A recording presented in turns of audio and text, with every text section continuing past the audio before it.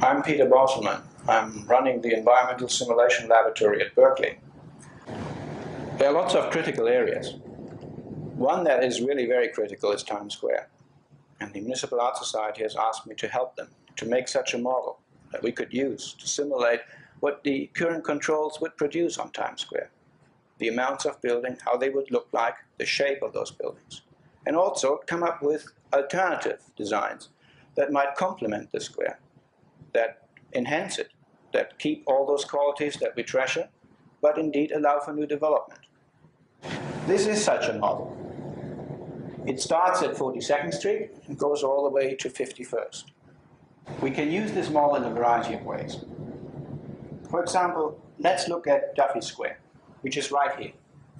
There are the ticket booths, there are the trees and the statues. Now, across the street from Duffy Square is a very important site that can be developed. If, for example, a developer purchased this site, he can put a structure onto this that would consist of a base of up to 85 feet. It will include the retail along the sidewalk, and you can build a tower up to this height.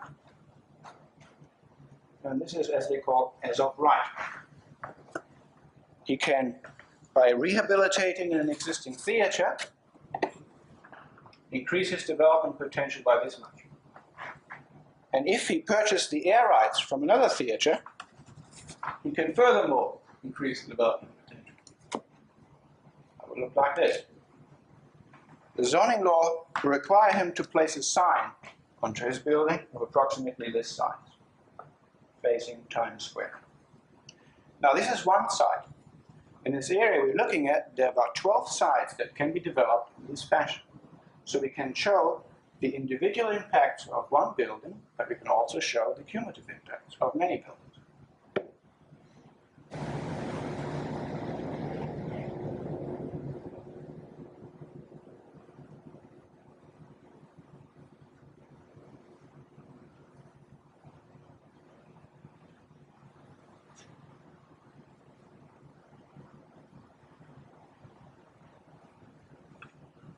Now you can imagine that this can be a very powerful tool in explaining how the future will look like.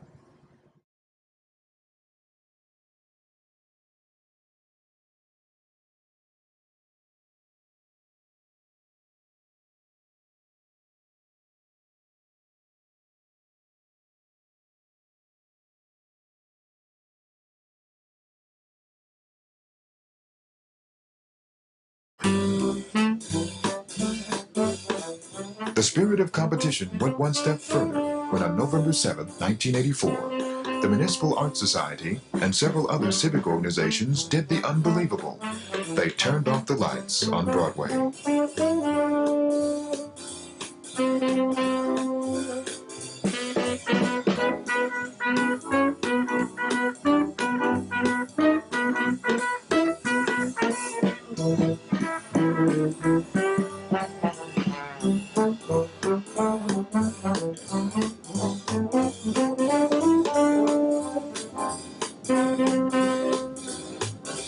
As long as anybody can remember, at least any of us can remember, this has been the pulsating heart of the city, the front door, the lobby of the world's greatest entertainment district.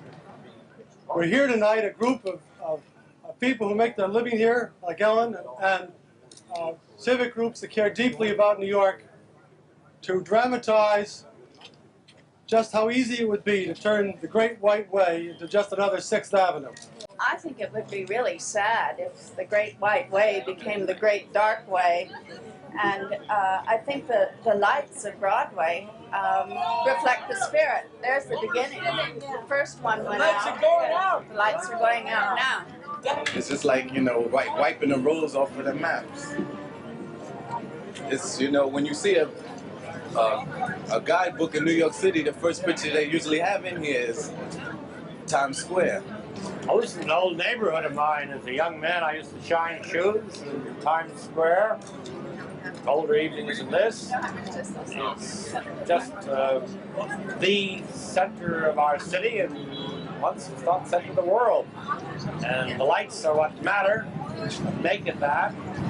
here to insist the lights stay on. Times Square is a very special place. Times Square is a place that's known internationally, as a place of international significance. It's got glitter, it's got lights. Tonight, by turning out the lights, we recognize that without having attention to the glitter and the uniqueness, it may be destroyed by new office buildings that are faceless, like Second or like 6th Avenue.